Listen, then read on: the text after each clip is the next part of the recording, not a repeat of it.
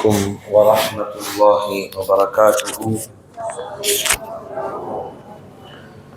نحمده ونصلي ونسلم على رسوله الكريم، أما بعد، فقد قال الله تبارك وتعالى في محكم تنزيله والفرقان الحميد: إن الله وملائكته يصلون على النبي يا أيها الذين آمنوا صلوا عليه وسلموا تسليما. اللهم صل على رسولك سيدنا ونبينا ومولانا محمد وعلى آل سيدنا محمد وبارك وسلم عليه. اللهم صل على سيدنا نبينا مولانا محمد وعلى آل سيدنا محمد وبارك وسلم عليه. اللهم صل على سيدنا ونبينا ومولانا محمد وعلى آل سيدنا محمد وبارك وسلم عليه. قال الله تعالى في محكم تنزيله: وأتموا الحج والعمرة لله. صدق الله مولانا العظيم. அன்பான அல்லாஹ் நல்லடியார்களே, புனிதமிக்க இஸ்லாத்தினுடைய 5 கடமைகளை முழுமையாக ஏற்ற முஸ்லிம்களாக முஃமின்களாக அல்லாஹ் நம்மை ஆக்கி, அதிலும் குறிப்பாக இந்த அற்புதமான மார்க்கத்தை நமக்கு வாழ்க்கையாக வாழ்ந்து காட்டிய உத்தம நபிகளார் ஸல்லல்லாஹு அலைஹி வஸல்லம் அவர்களுடைய புனிதமிக்க உம்மத்தாக அல்லாஹ் நம்மை கொண்டு வந்திருக்கிறான். அல்ஹம்துலில்லாஹ் சும்ம அல்ஹம்துலில்லாஹ். அல்லாஹ் குர்ஆனிலே சொல்லும் பொழுது, ஹஜ்ஜையும் உம்ராவையும் நீங்கள் அல்லாஹ்விற்காக நிறைவேற்றுங்கள் என்று அல்லாஹ் சொல்கிறான். புனிதமிக்க இஸ்லாத்தின் 5வது கடமையை நிறைவேற்றக்கூடிய ஒரு அற்புதமான காலம் நம்மை நோக்கி முன்னோக்கி வந்து கொண்டிருக்கிறது. இஸ்லாமிய வருடத்தினுடைய நிறைவு இஸ்லாத்தின் கடைசி கடமையான ஹஜ்ஜுடன் நிறைவேறுகிறது. ஹாஜிகள் எல்லாம் ஹஜ் செய்வதற்காக வேண்டி தங்களை பல மாதங்களாக தயார் செய்து கொண்டிருக்கிறார்கள். மற்ற அமல்களில் எல்லாம் ஒரு குறிப்பிட்ட நேரத்தில், ஒரு குறுகிய நேரத்தில் நாம் தயாராகிவிட்டால் போதுமானது. ஆனால் ஹஜ் அப்படி கிடையாது. ஒரு 5-6 மாதங்களுக்கு முன்னால் தயாரிப்பை ஏற்படுத்த வேண்டும். ஒரு வருடத்திற்கு முன்னால் அதற்கான எண்ணத்தை உருவாக்கி அதிலிருந்து அவர்கள் செயல்பட துவங்க வேண்டும். அல்லாஹ் தஆலா புனிதமான ஒரு அமலாக ஹஜ்ஜை அல்லாஹ் ஆக்கியிருக்கிறான். ஹஜ்ஜினுடைய முழு அமல்களையும் இபாதத்துகளையும் அல்லாஹ்விற்காக நீங்கள் செய்யுங்கள் என்று அல்லாஹ் கட்டளையிடுகிறான். எல்லா காரியத்தையும் நாம் அல்லாஹ்விற்கு செய்து விடலாம். ஆனால் ஹஜ் என்பது சாதாரணமானதல்ல. அது ஒரு தனி மனிதர் சம்பந்தப்பட்ட ஒரு இபாதத் அல்ல. தொழுகை ஒரு மனிதன் தனியாக தொழுது கொள்ளலாம், நோன்பை தனியாக நோற்றுக் கொள்ளலாம், ஜகாத்தை தனியாக செய்து கொள்ளலாம். ஹஜ்ஜை ஒன்றாகத்தான் செய்தாக வேண்டும். பல மனிதர்களோடு ஒன்றிணைந்து அதிலே நாம் செய்யக்கூடிய அந்த அமல்களில் எத்தனையோ ஆயிரக்கணக்கான உணர்வுகளை உள்ளடக்கியதாக இந்த ஹஜ் என்ற புனித பயணம் அமைந்திருக்கிறது. சையதுனா இப்ராஹிம் அலைஹிஸ்ஸலாம் அவர்களுக்கு முன்னால் ஆதம் அலைஹிஸ்ஸலாம், நூஹ் அலைஹிஸ்ஸலாம் போன்ற எத்தனையோ நபிமார்கள் கஅபாவிற்கு வந்திருக்கிறார்கள், தவாப் செய்திருக்கிறார்கள். ஆனால் யாருக்கும் இறைவன் நீங்கள் மக்களுக்கு கட்டளையிடுங்கள், அவர்கள் அத்தனை பேரும் வந்து இங்கே தவாப் செய்ய வேண்டும் என்று கட்டளை தரவில்லை. எந்த நபிமார்களுக்கும் இந்த உத்தரவில்லை, நீங்கள் மக்களை கூப்பிடுங்கள், அவர்கள் எல்லாம் இங்கே வரட்டும். இல்லை, அவரவர்கள் இபாதத் செய்தார்கள், அவரவர்கள் தவாப் செய்தார்கள், கஅபாவை கண்ணியப்படுத்தினார்கள்.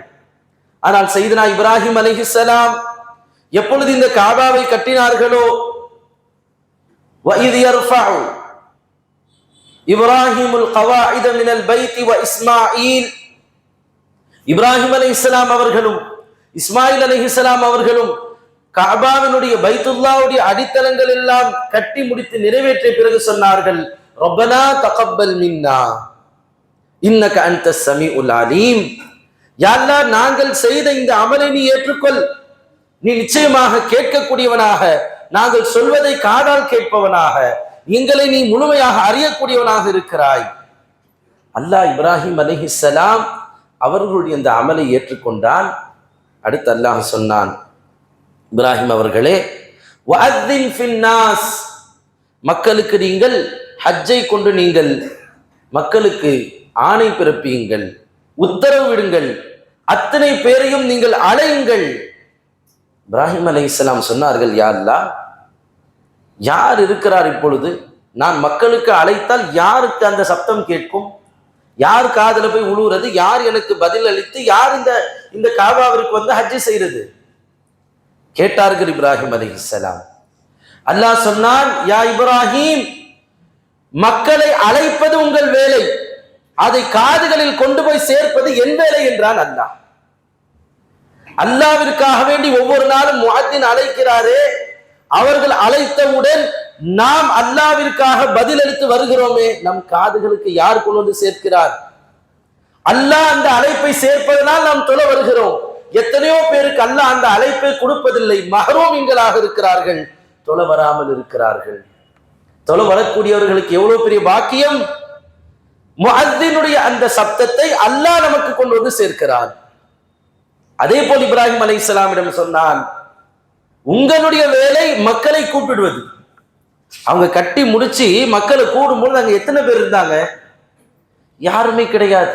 இப்ராஹிம் அலைஹிஸ்ஸலாம், இஸ்மாயில் அலைஹிஸ்ஸலாம், அவர்களுடைய ஒரு சில குடும்பத்தினர்கள். அப்படியே அவர்கள் பைத்துல்லாவில் நின்று சப்தமாக கத்தி மக்களே அனைவரும் ஹஜ்ஜுக்கு வாருங்கள் என்று சொல்லி இருந்தாலும் அந்த நேரத்துல பக்கத்தில் இருந்த ஒரு சிலர் காதுகள்ல விழுந்திருக்கலாம். அதை தாண்டி அங்க இருக்கக்கூடிய அத்தனை பேர் காதுகளும் விட வாய்ப்பில்லை. ஆனால் அல்லாஹ் சொல்கிறான், அந்த சப்தத்தை மக்களுடைய உள்ளத்தில், மக்களுடைய காதுகளில் கொண்டு போய் சேர்ப்பது என் வேலை என்று அல்லாஹ் சொன்னான். எந்த அளவுக்கு அல்லாஹ் கொண்டு போய் சேர்த்தான்? ஏதோ அந்த நேரத்தில் உலகத்தில் உயிர் வாழ்ந்தவர்களுடைய காதல மட்டும் விழுந்ததா? ரிவாயத்திலே பதிவு செய்வார்கள், அன்று பிறந்த குழந்தையின் காதுகளிலும் அல்லாஹ் அந்த சப்தத்தை கொண்டு போய் சேர்த்தான்.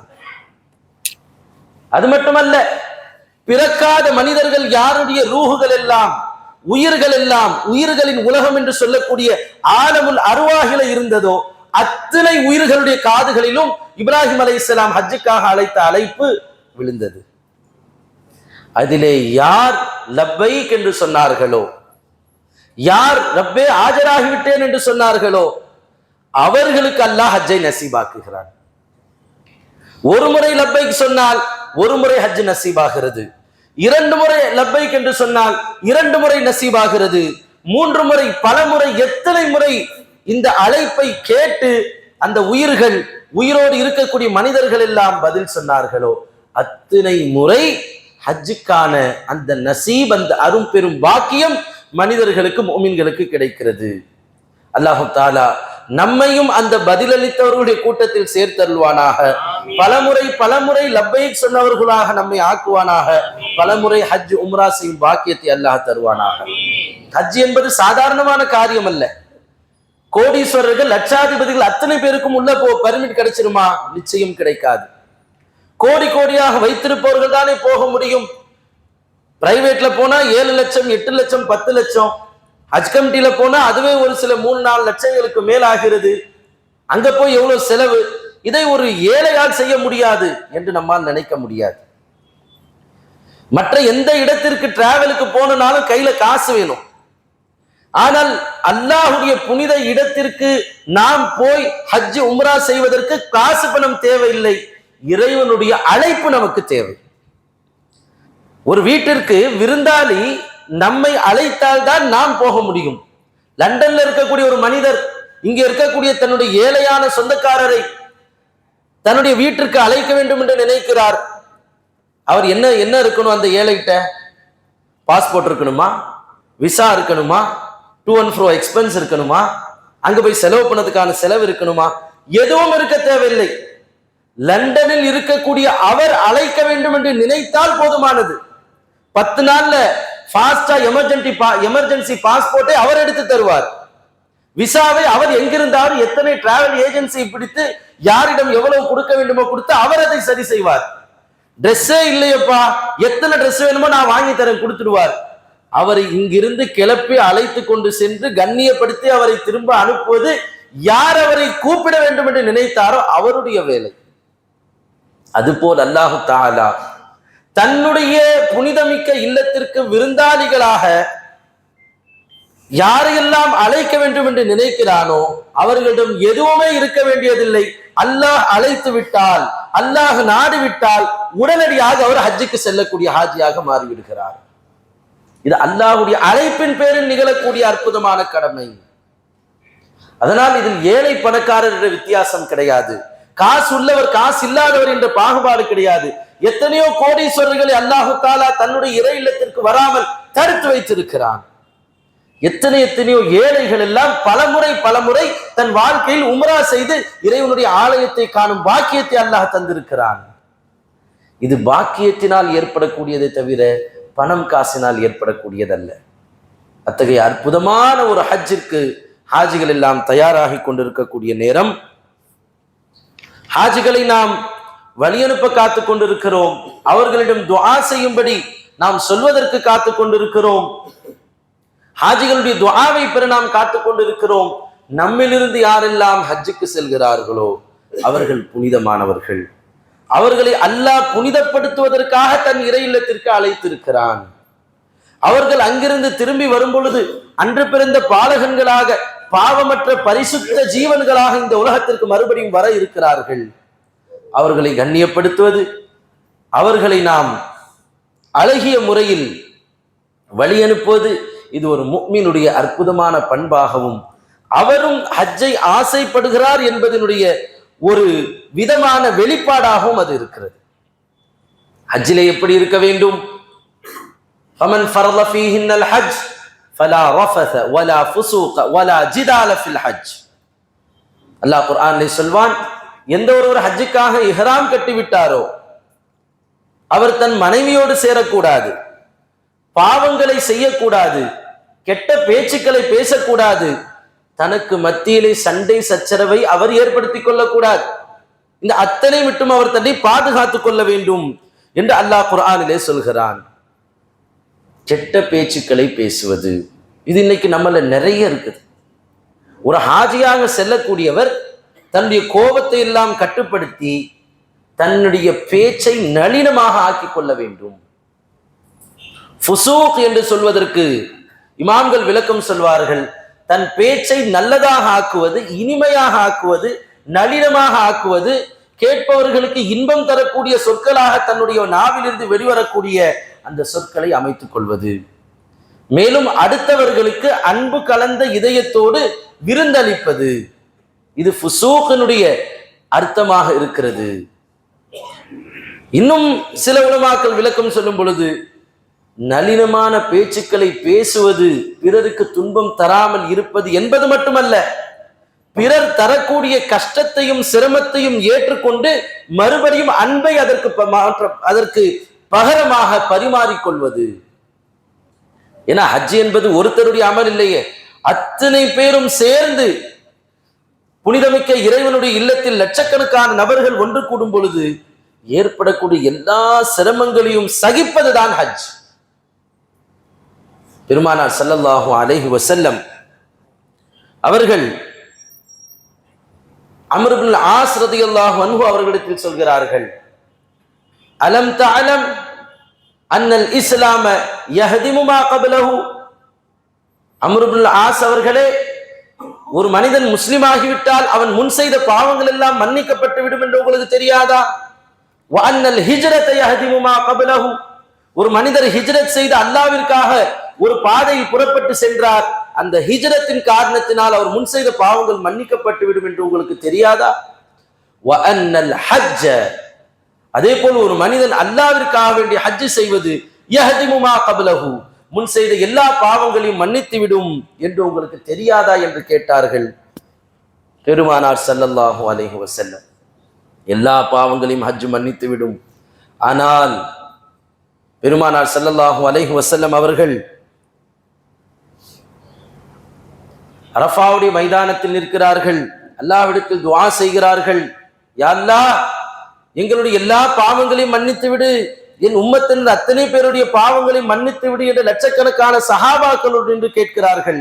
அல்லாஹ் பதில் கொடுத்தானாம், யா ஹபீபி, எனது ஹபீபே, எனக்கு இந்த அடியார்கள் செய்த பாவங்களை நான் மன்னித்து விடுவேன், எனக்கு இந்த அடியார்கள் செய்த தொந்தரவுகளை, துரோகத்தை நான் சகித்து அதை நான் பிழை பொறுத்து விடுவேன்.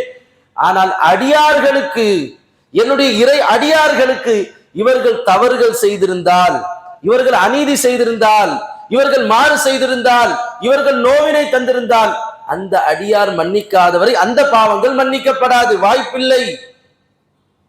இப்போ ஹாஜி எல்லோரிடமும் துஆவை பெற்றுக்கொண்டு செல்கிறார். யாருடைய உள்ளத்திலும் அந்த ஹாஜியை பற்றி கொஞ்சம் கூட தவறுகளோ கசடுகளோ மனஸ்தாபமோ இல்லாத நிலையில் அவர் ஹஜ்ஜுக்கு செல்கிறார்.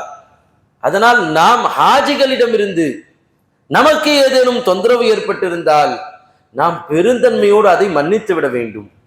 எத்தனை பேர் எதிரியாக இருக்கலாம், நமக்கு மாறு செய்தவராக இருக்கலாம், நமக்கு துரோகம் செய்தவராக இருக்கலாம், நம்மை கஷ்டப்படுத்தியவராக இருக்கலாம், நமக்கு பல்வேறு வகையான நஷ்டத்தை ஏற்படுத்தியவராக இருக்கலாம். ஆனால் ஹாஜியாக அவர் கிளம்ப ஆரம்பித்து விட்டார் என்று சொன்னார், அவர் அல்லாஹ்வுடைய விருந்தாளியாக இருக்கிறார். பெருமானார் ஸல்லல்லாஹு அலைஹி வஸல்லம் சொன்னார்கள், அல் ஹாஜ்ஜு அல் ஹுஜ்ஜாஜு அல் ஹாஜ்ஜு வல் முஅ்தமிரு வஃதுல்லாஹ். ஹஜ் செய்யக்கூடிய ஹாஜியும் உம்ரா செய்யக்கூடிய முஅ்தமிரும் அல்லாஹ்வுடைய கூட்டத்தாராக இருக்கிறார்கள், அல்லாஹ்வுடைய அழைப்பை ஏற்ற விருந்தாளிகளாக இருக்கிறார்கள். தஆஹும் ஃபஅஜாபூஹு. அல்லாஹ் அவர்களை கூப்பிட்டான், அவர்கள் ரப்பைக் நான் வந்துட்டேன் யா அல்லாஹ்னு சொல்லி அவர்கள் பதில் அளித்து விட்டார்கள். சஅலூஹும் ஃபஅஅதாஹு. அவர்கள் அல்லாஹ்விடத்தில் கேட்டார்கள், சஅலூஹு ஃபஅஅதாஹு. அவர்கள் அல்லாஹ்விடத்தில் கேட்டார்கள், அதையெல்லாம் அல்லாஹ் கொடுக்கிறான். எப்பொழுது அவர்கள் அல்லாஹ்வின் விருந்தாளிகளாக மாறிவிடுகிறார்களோ அப்பொழுது நாம் அவர்களை கண்ணியப்படுத்துவதும், அல்லாஹ்வின் விருந்தாளிகள் நமக்கு ஏதேனும் குறைகள் கஷ்டங்கள் செய்திருந்தால் அதை மன்னித்து விடுவதும் ஒரு முஃமினின் மீது கடமையாக ஆகிவிடுகிறது. எப்படி ஒரு ஹாஜி ஹஜ்ஜுக்கு செல்லக்கூடிய நேரத்தில் தவறான வார்த்தைகளை பிரயோகிக்க மாட்டாரோ, பாவங்கள் ஈடுபட மாட்டாரோ, சண்டை சச்சரவுகள் செய்ய மாட்டாரோ, தவறுகள் கஷ்டங்கள் துன்பங்கள் பிறரிடமிருந்து வந்தாலும் அதை அப்படியே ஏற்றுக்கொண்டு அன்பை அதற்கு மாற்றமாக தருவாரோ, ஹஜ்ஜுக்கு சென்றவர்கள் மட்டுமல்ல, ஹஜ்ஜு செய்யாமல் இங்கே நாம் ஹஜ்ஜு பெருநாளை கொண்டாட காத்திருக்கக்கூடிய நாமும், யா அல்லாஹ் அங்கே ஹாஜிகளை இப்படி இருக்க சொன்னாய் அல்லவா, நானும் அதே பண்போடு இங்கே நான் இருக்கிறேன் என்று ஒரு மனிதர் இருந்தால், அந்த ஹாஜிகளை போல் நானும் சண்டை சச்சரவு செய்வதில்லை, நானும் அன்பை மக்களுக்கு நான் தருகிறேன், எவ்வளவு கஷ்டம் வந்தாலும் அதை நான் மன்னித்து அடுத்தவர்களுக்கு உதவி செய்கிறேன் என்று ஒரு ஹஜ்ஜி செய்யக்கூடியவர் அல்லாத ஒருவர் தனது நாட்டிலே இருந்து இப்படி அல்லாஹ்விற்காக வேண்டி இருந்தால், அல்லாஹ்வுடைய கிருபையால் அவரை அல்லாஹு தஆலா நிச்சயமாக ஹாஜி ஆக்காமல் விடமாட்டான். இது அல்லாஹ் நமக்கு தரக்கூடிய பரிசு.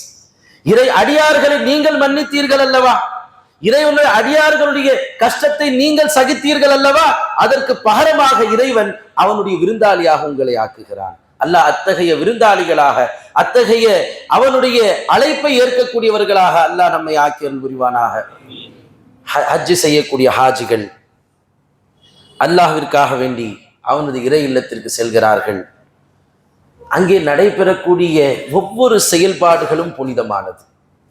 ஹஜ்ஜுக்காக ஹாஜி இஹ்ராம் கிட்ட ஆரம்பித்ததிலிருந்து அவர் முடிகளை களைந்து இஹ்ராமை களையும் வரை இருக்கக்கூடிய ஒவ்வொரு செயல்பாடுகளும், ஒவ்வொரு அடுத்தடுத்த நிகழ்வுகளும் புனிதமானது, உணர்வு பூர்வமானது. ஹஜ்ஜுக்கு சென்று விட்டு ஹாஜி ஒவ்வொரு இடத்துல என்ன சொல்லணும், இந்த இடத்துல இந்த துவா ஓதலாம் போதும், கைடு சொல்லுவாங்க. அங்க இருக்கக்கூடிய மௌலவிமார்கள் ஹஜ்ரத்மார்கள் இந்த இடத்தில் இந்த வார்த்தையை சொல்லுங்கள், அந்த இடத்தில் அந்த வார்த்தையை சொல்லுங்கள், இந்த இடத்தில் இந்த துஆவை ஓதுங்கள், இந்த இடத்தில் இப்படி செல்லுங்கள், குதித்து செல்லுங்கள், ஓடி செல்லுங்கள், நடந்து செல்லுங்கள், கையை பிடித்து செல்லுங்கள். வெளிரங்கமான செயல்பாடுகள். ஆனால் ஒரு ஹாஜியினுடைய உணர்வு எப்படி இருக்க வேண்டும், அவர் உள்ளம் என்ன செய்ய வேண்டும், ஒவ்வொரு செயல்பாடுகள் நடக்கும் பொழுதும் ஒரு ஹாஜி உணர்வு பூர்வமாக எப்படி அதை உணர வேண்டும். சையதுனா இப்னு அப்பாஸ் ரலியல்லாஹு அன்ஹு அவர்களிடத்தில் கேட்கப்பட்டது, மக்கள் எல்லாம் ஹஜ்ஜுக்கு செல்கிறார்களே, ஹல் ஃபீஹி ஹிக்மத்துன் ஃபீ மனாசிகி ஷரீஃபதி ஃபில் ஹஜ், ஹஜ்ஜினுடைய அந்த புனிதமான செயல்பாடுகளில் ஏதாவது நுட்பமான ஞானம் இருக்கிறதா, அதிலே உணர்வு பூர்வமான விஷயங்கள் ஏதாவது இருக்கிறதா என்று கேட்கும் பொழுது இப்னு அப்பாஸ் ரலியல்லாஹு அன்ஹு அவர்கள் சொன்னார்கள், என்ன இப்படி கேட்டுட்டீங்க? ஹஜ்ஜினுடைய ஒவ்வொரு செயல்பாடுகளிலேயும் ஒரு ஞானம் அடங்கி இருக்கிறது. ஹஜ்ஜினுடைய ஒவ்வொரு மூமெண்ட்லையும் ஒரு உணர்வும் ஒரு இன்பமும் அதில் உள்ளே அடங்கி இருக்கிறது. அவர்கள் செயல்பாடுகளால் இறைவனை சந்தோஷப்படுத்தவில்லை, தன் உணர்வுகளால் இறைவனுக்கு பணிகிறார்கள். சொல்லிவிட்டு சொன்னார்கள், ஒரு ஹாஜி இஹ்ராம் அணிந்து கொண்டு செல்கிறார். அதனுடைய தத்துவம் என்ன தெரியுமா? இஹ்ராம் அணியக்கூடிய ஹாஜி ஏன் அல்லாஹ் அதை அணிவிக்க சொன்னான்? மக்கள் எல்லாம் பொதுவாக உயர்ந்த மனிதர்களிடத்தில் செல்லும் பொழுது, பணக்காரர்களிடத்தில் செல்லும் பொழுது, ஒரு நல்ல ஒரு ஃபங்க்ஷனுக்கு செல்லும் பொழுது, பெரிய மனிதர்கள் நிறைந்திருக்கக்கூடிய சபைக்கு செல்லும் பொழுது, லபிசு அஃப்ஹர தியாபஹும் மினல் லிபாஸ், தங்களிடம் இருக்கக்கூடிய ஆடையில் ரொம்ப உயர்ந்த ஆடை, ரொம்ப தங்களுடைய அந்த பொசிஷன் என்ன, தங்களுடைய அந்தஸ்து என்ன என்று வெளிப்படுத்தக்கூடிய ஆடை அணிவார்கள். தங்களுடைய உயர்வை மக்களுக்கு வெளிக்காட்டக்கூடிய ஆடை அணிவார்கள். தங்கள் கண்ணியத்தை மக்களுக்கு முன்னால் தெரியப்படுத்தக்கூடிய ஆடை அணிவார்கள். ஆனால் ஒரு மனிதன் அல்லாஹ்வின் முன்னால் சென்றான் என்று சொன்னால், அல்லாஹுக்கு முன்னால் செல்லும் பொழுது தன் கண்ணியத்தை வெளிப்படுத்தக்கூடாது, தன் இழிவை ஒரு மனிதன் வெளிப்படுத்த வேண்டும். யா அல்லாஹ், சாதாரண உடை அணிந்து உன் முன்னால் வந்திருக்கிறேன் யா அல்லாஹ். எல்லா மக்களும் லட்சக்கணக்கான இறைவனின் அடியார்கள், பணக்காரர், ஏழை, உயர்ந்தவர், தாழ்ந்தவர், வெள்ளை, கருப்பு, தமிழ், உருது, பல பாஷைகள் எல்லாவற்றையும் மறந்து அல்லாஹ் முன்னால் இறையடியார்களாக நாம் நிற்கிறோம். அவரும் இறைவனுடைய அடியார், நானும் இறைவனுடைய அடியார் என்ற இந்த உணர்வை தரக்கூடிய இழிவடைந்த சாதாரணமான உடையை அணிந்து கொண்டிருக்கிறேன் என்ற உணர்வோடு ஒரு ஹாஜி இஹ்ராம் அணிய வேண்டும். இஹ்ராமை அணிந்து கலற்றும் பொழுது அவர் தன்னை தனிமைப்படுத்திக் கொண்டு ஒரு தனி அறையிலோ அல்லது குளியல் அறையிலோ சென்று இஹ்ராமை கலற்றும் பொழுது, நான் உலகத்தை என்னை விட்டும் கலற்றுகிறேன் என்ற உணர்வை ஒரு ஹாஜி பெற வேண்டும். யா அல்லாஹ், நான் உலகத்தை முழுமையாக துறக்கிறேன். எப்படி என் தாய் வயிற்றிலிருந்து நான் வெளியே வந்தனோ அதை போல் நான் இஹ்ராமை களையும் பொழுது என் தாய் வயிற்றிலிருந்து வெளியே வந்ததை போல் பரிசுத்தமாகிறேன் என்ற உணர்வை ஒரு ஹாஜி பெற வேண்டும் சொன்னார்கள் இப்னு அப்பாஸ் ரலியல்லாஹு அன்ஹு. அடுத்து சொன்னார்கள், இஹ்ராமுக்காக குளிக்கிறார் அல்லவா, இஹ்ராம் கட்டுவதற்காக ஒரு மனிதர், ஒரு ஹாஜி குளிக்கிறார். அப்பொழுது என்ன எண்ணம் இருக்க வேண்டும்? அல்லாஹு தஆலா என்னை பற்றி, தன் அடியார்களை பற்றி மலக்குமார்களிடத்தில் பெருமையாக பேசுகிறான். அரஃபாவுடைய மைதானம், ஹஜ்ஜுடைய நேரங்களில் ஹாஜிகள் எல்லாம் ஈசல்களைப் போல, மின்மினி பூச்சிகளைப் போல வெள்ளை நிறை ஆடையில் அப்படியே அவர்கள் பளிச்சென்று அந்த இடத்தில் காட்சியளிக்கும் பொழுது அல்லாஹ் மலக்குமார்களை கூப்பிட்டு காட்டுகிறான், பாருங்கள் என் அடியார்களை, எனக்காக அத்தனையும் துறந்து விட்டு வந்து விட்டார்கள். ஒரே அணியாக அவர்கள் இப்பொழுது இருக்கிறார்கள். எவ்வித பாகுபாடுமின்றி அவர்கள் எனக்காக வேண்டி ஏசியில் இருந்தவர்கள் எல்லாம் இன்று கட்டாந்தரையில் நின்று கொண்டிருக்கிறார்கள். மிக உயர்வான எல்லா விதமான வசதிகளோடு இருந்தவர்கள் எல்லாம் சிரமத்திற்கு மத்தியிலே நிற்கிறார்கள் என்று அல்லாஹ் நம்மை மலக்குமார்களிடத்தில் பிரஸ்தாபித்து காட்டுகிறான். அந்த நேரத்திலே ஃபலா யுஅரதுன அலல் மலாயிகத்தில் கிராம் இல்லா வஹும் முத்தஹரூன மினல் அத்னாஸ் வல் ஆசாம். இப்படி அல்லாஹ் மலக்குமார்களிடம் என்னை முன்னிலைப்படுத்தி காட்டும் பொழுது நான் பரிசுத்தமாக இருக்க வேண்டும், என் உடலும் சுத்தமாக இருக்க வேண்டும், என் உள்ளமும் சுத்தமாக இருக்க வேண்டும், அதற்காக நான் குளிக்கிறேன் என்ற உணர்வோடு இறைவன் என்னை பற்றி பேசுவான், இறைவன் மலக்குமார்களிடத்தில் என்னை பற்றி ஒரு மிகவும் பெருமைப்படுத்தி சொல்வான் என்ற அந்த ஆசையோடும் ஒரு உணர்வோடும் ஒரு அடியான் குளிக்க வேண்டும். இது ஹாஜி இஹ்ராமுக்காக குளிக்கக்கூடிய நேரத்தில் அவர் உள்ளத்தில் இருக்க வேண்டிய எண்ணம் என்று சொன்னார்கள். அடுத்து சொன்னார்கள், அவர்கள் போய் கால் வைக்கக்கூடிய இடம் அக்தாம் அன்னல் ஹுஜ்ஜாஜ யலஊன அக்தாமஹும் இலா மௌதிஇ அக்தாமில் அன்பியா வல் அப்ரார். எந்த இடத்திலே புனித நபிமார்களுடைய கால்கள் பட்டனவோ, எந்த இடத்திலே நல்லோர்களான சஹாபாக்களுடைய புனிதமான கால்கள் சுற்றி சுற்றி வந்ததோ, அந்த இடத்தில் நாம் சென்று நிற்கும் பொழுது கேவலமாக அசுத்தமாக நின்றுவிடக் கூடாதே, அங்கே நாம் பரிசுத்தமாக போய் நிற்க வேண்டும் என்ற எண்ணத்தோடு ஒரு ஹாஜி குளிக்க வேண்டும். நபிமார்கள் வாழ்ந்த இடத்திற்கு செல்ல போகிறோம். சஹாபாக்கள் அவர்களுடைய மூச்சு காற்றுகள் உலா வந்து கொண்டிருந்த இடத்திற்கு நாம் செல்ல போகிறோம். நான் என்னை பரிசுத்தப்படுத்திக் கொண்டு அங்கே செல்கிறேன். அதன் பரக்கத்தினால் அந்த பரிசுத்தமானவர்களுடைய அந்த பரக்காத்துகளும் அவர்களுடைய அருளும் எனக்கு கிடைக்க வேண்டும் என்ற எண்ணத்தோடு ஒரு ஹாஜி குளிக்க வேண்டும் என்று சொன்னார்கள் இப்னு அப்பாஸ் ரலியல்லாஹு அன்ஹு அவர்கள். அடுத்து தல்பியா சொல்கிறார், லப்பைக் அல்லாஹும்ம லப்பைக் லப்பைக் லா ஷரீக லக லப்பைக். இந்த தல்பியாவுடைய நேரத்தில் ஒரு ஹாஜியுடைய உணர்வு எப்படி இருக்க வேண்டும்? சாதாரண ஒரு மனிதர், உலகத்தில் பணக்காரர், நம்மை போன்ற ஒரு மனிதர், அவர் நம்மை கூப்பிட்டால் எப்படி சொல்லுவோம்? ஜி ஜி இதோ உடனே வந்துடுறேன், ஜி இதோ வந்துடுறேன் எப்படி நாம் சொல்லுவோம்? எவ்வளவு பவ்யமாக, எவ்வளவு மரியாதையாக. கோச்சிக்காதீங்க, சாரி லேட் ஆயிடுச்சு, தப்பா நினைச்சுக்காதீங்க, எவ்வளவு அவர்களை நாம் கண்ணியப்படுத்த வேண்டுமோ அவ்வளவு கண்ணியப்படுத்தி பதிலளிப்பதை போல் நாம் யார் முன்னால் போய் செல்கிறோம்? லப்பைக் என்று சொன்னால் வந்துவிட்டேன் என்பதல்ல, ஆஜராகிவிட்டேன் என்ற அர்த்தம். கோர்ட்டில் ஒரு மனிதன் குற்றவாளி, வர சொல்கள் என்று சொல்ல மாட்டார்கள், அவன் ஆஜராக வேண்டும். ஆஜராகுவதுன்னா என்ன? அந்த கோர்ட்டிற்கு முன்னால் அவன் வந்து நின்றவுடனே நீதிபதி என்ன சொல்கிறாரோ அதற்கு அப்படியே அவன் கட்டுப்பட வேண்டும். நீதிபதியினுடைய வார்த்தைகளுக்கும் அவருடைய கட்டளைக்கும் தன்னை முழுமையாக அர்ப்பணித்தவனாக அவன் அந்த நீதிமன்றத்திற்குள்ளே வருவதை போல் லப்பைக் என்று சொல்லும் பொழுது மலிகே துல் ஜலாலாக இருக்கக்கூடிய அல்லாஹ்வின் முன்னால் தன்னை முழுமையாக அர்ப்பணித்து விட்டேன், என்னை முழுமையாக உனக்காக ஆக்கிவிட்டேன் யா அல்லாஹ் என்ற அந்த உணர்வோடு அந்த ஹாஜி லப்பைக் அல்லாஹும்ம லப்பைக் என்று சொல்ல வேண்டும். அல்லாஹ்விற்காக அர்ப்பணமாக கூடியவர் ஹாஜி. அந்த அர்ப்பணத்தை ரசிக்க கூடியவன் அல்லாஹ். எப்படிப்பட்ட அற்புதமான நேரம் அது! இரண்டு காதலர்களுக்கு மத்தியிலே நடைபெறக்கூடிய அந்த அற்புதமான பவ்ய திவ்ய காட்சிகள் எல்லாம் அந்த ஹஜ்ஜிலே நடைபெற இருக்கின்றன.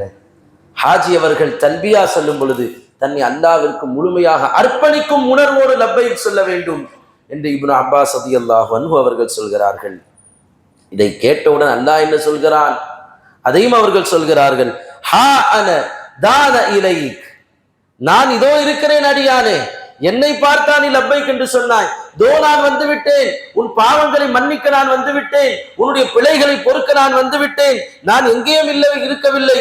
மின் ஹபிலில் வரீத் வ அன அக்ரபு இலைக மின் ஹபிலில் வரீத்.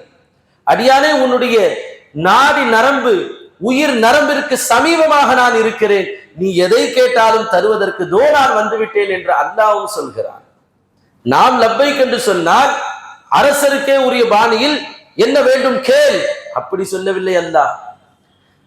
ஒரு காதலன் தன்னை முழுமையாக அர்ப்பணித்து தாழ்த்தி கொள்ளும் பொழுது அதை இன்னொரு காதலன் எப்படி அதை தானும் முழுமையாக அர்ப்பணமாகி அதை பெற்றுக் கொள்கிறானோ அதை போல் அல்லாஹு தஆலா தன் அடியார்கள் சொன்ன அந்த வார்த்தைக்கு உடனடியாக சந்தோஷம் அடைந்து, நான் இங்கே இருக்கிறேன் அடியானே இங்கே வா என்று அல்லாஹும் அன்பு கலந்த குரலில் நம்மை கூப்பிடுகிறான்.